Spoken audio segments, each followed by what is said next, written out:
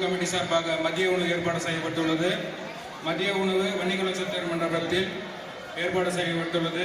விழாவுக்கு வந்திருக்கும் அனைத்து கொண்டிருக்கும் இந்த சிறப்புமிக்க விழாவிற்கு வருகை தந்திருக்கும் அத்துணை பெரிய தாய்மார்களுக்கும் ஆண்டவர்களுக்கும் சான்றோர்களுக்கும்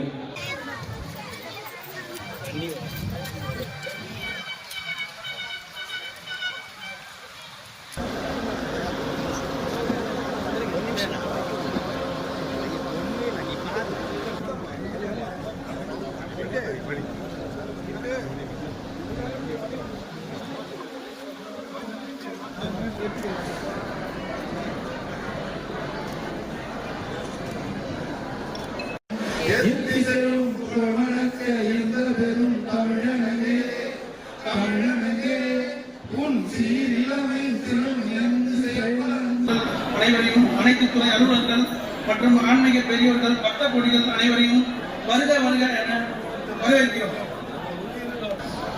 இவ்விழாவினை முன்னின்று நடத்தி கொடுக்க வருகை புரிந்துள்ள தவத்திரு பாலமுருகன் சுவாமிகள் அவர்களை மற்றும் உறுப்பினர்களை தவத்திரு பாலமுருகன் சுவாமிகள் பதவி பிரமாணம் செய்து வைக்குமாறு அன்போடு கேட்டுக்கொள்கிறேன். வட்டம் வள்ளிமலை அருள்மிகு சுப்பிரமணிய சுவாமி திருக்கோயிலுக்கு அரங்காவலராக தேர்ந்தெடுக்கப்பட்ட நான் இந்து தனத்தை சார்ந்தவன் எனவும் எனக்கு வழங்கப்பட்ட வாய்ப்பையும் கடமையையும் உரிமையும் என்னுடைய முழு சக்திக்கு உட்பட்டு நேர்மையாக நிறைவேற்றுவேன் என்றும் மேற்படி திருக்கோயில் சொத்தினை காப்பாற்றுவேன் என்றும் திருக்கோயில் நலனுக்கு எதிராக செயல்பட மாட்டேன் என்றும் அருள்மிகு சுப்பிரமணிய சுவாமி முன்பாக சத்தியம் செய்து உறுதியளிக்கிறேன்.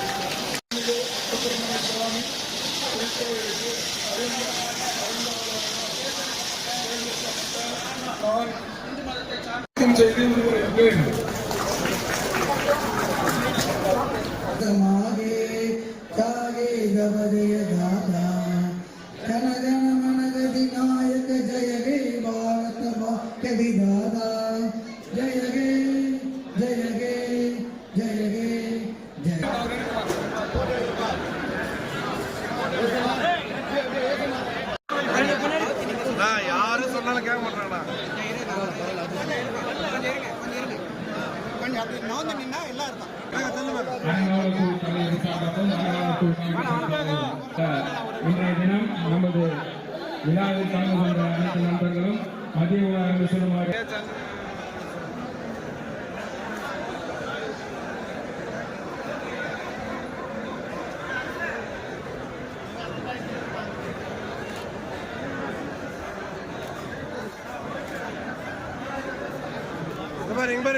அந்த பதவிக்கு உரிமை சேர்க்கிறது.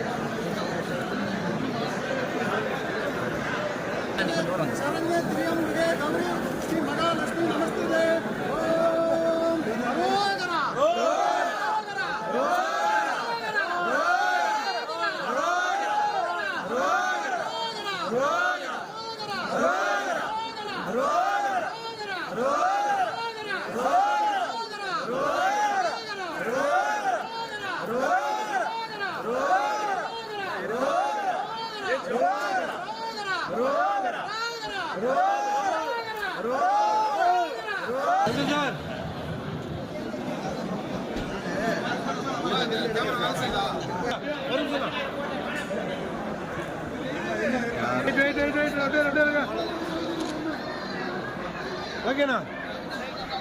இந்த கோயில் சிறப்பாக செயல்படுவதற்கு இந்த 5 பேர்களை அரசு நியமித்திருக்கிறது. தேர்ந்தெடுக்கப்பட்ட நண்பர் சாரதி அவர்களே, காரணம் இது ஒரு பழமையான கோயில். இந்த கோயிலில் இருக்கிற கோயில்கள் எல்லாம் ஜெயின முனிவர்கள் வாழ்ந்து வந்தார்கள். பவனந்தி முனிவர் என்கிறவர் இந்த கோயிலே தான் இருந்தார். தொல்காப்பியத்துக்கு அடுத்து நன்னூல் என்ற இலக்கண நூலை இந்த மலையில் இருந்துதான் எழுதினார். ஆக சமணர் காலத்திலிருந்து பிரசித்தி பெற்றிருக்கிற கோயில் இது. வரலாறு புராணப்படி பார்த்தால் ஒருவர் வள்ளியை சிறையெடுத்தது என்றார்கள். ஆனால் இது எவ்வளவு பேருக்கு தெரிகிறது என்று கேட்டால் இந்த மலைதான் தெரியாது. நான் மதுரைக்கு அப்பால் போய் வள்ளிமலை என்று சொன்னால் நாகர்கோயில் போகிற வழியில் வள்ளியூர் என்ற ஒரு ஊர் இருக்கிறது. அங்கேதான் முருகன் வள்ளியை சிறை எடுத்தார் என்று அங்கிருக்க நினைத்துக் கொண்டிருக்கிறார்கள். அப்படிப்பட்ட நினைப்பு இன்றைக்கு இருக்கிறது. ஆனால் அந்த நினைப்பை போக்கி இதற்கு போய் சேர்ந்தவர் திருமாவளவன் வாரியார் அவர்கள். அவர் போன்ற தன்னலமற்றவர்கள் இந்த பணி செய்திருக்கிறார்கள். என்னை பொறுத்தவரையில் நான் பல முறை இங்கு எம்எல்ஏவாக இருந்தாலும் நான் கோயில் விவகாரங்களில் தலையிடுவதில்லை. ஆனால் அதே நேரத்தில் கோயில் வளர்ச்சிக்கு நிதி வேண்டும் என்றாலும் சர்க்காரினுடைய பெற்றுத் தருவதில் நான் எப்பொழுதும் கலைத்தவன் அல்ல. அதே போதுதான் சமீபத்தில் பொன்னையில் ஒரு சீனிவாச பெருமாள் கோயில் மொட்டை கோபுரம் இல்லாமல் இருக்கிறது. அதுக்கு மொட்டை கோபுரம் கட்ட வேண்டும் என்றார்கள். அதை வேண்டிய நிதியை நான் அமைச்சரை கொண்டு வந்திருக்கிறேன். காட்பாடியில் மிக பழமையான ஊர் ஈஸ்வரன் கோயில் ஒரு 1000 ஆண்டுகளுக்கு முன்னால். ஆனால் அதுக்கு ராஜகோபுரம் இல்லை. அதையும் நான் கட்டி கொடுத்தேன். நேற்றைய தினம் காட்பாடியில் ஒரு பெருமாள் கோயில், அந்த கோயிலில் ராஜகோபுரம் இல்லை. அதையும் போய் துவக்கி வைத்து வந்திருக்கிறேன். ஆகவே என்னை பொறுத்தவரையில் அரசாங்கத்தின் சார்பில் அல்லது பெரிய பெரிய செல்வங்களிடத்தில் உங்களுக்கு நிதி திரட்டுவதில் நான் சாதிக்க மாட்டேன். ஆனால் இந்த கோயில் வேலையை கோயில் வேலையாகத்தான் கருதப்பட வேண்டும் என்பதை நான் உங்களுக்கு தெரிவித்துக் கொள்கிறேன். நண்பர் சாரதி அவர்கள் ஒரு நல்ல மனிதர், வசதியானவர், எந்த காரணத்தை கொண்டும் எவருடைய காசையும் தொடாதவர். இவர் காசை வேண்டுமானால் 10 பேருக்கு கொடுத்து விடுவாரே தவிர பிறர் காசை தொடாதவர். எனவே அவரை இந்த கோயிலுக்கு தர்மாகத்தாருடைய தலைவராக நியமிக்க வேண்டும் என்று நான் பரிந்துரைத்தேன்.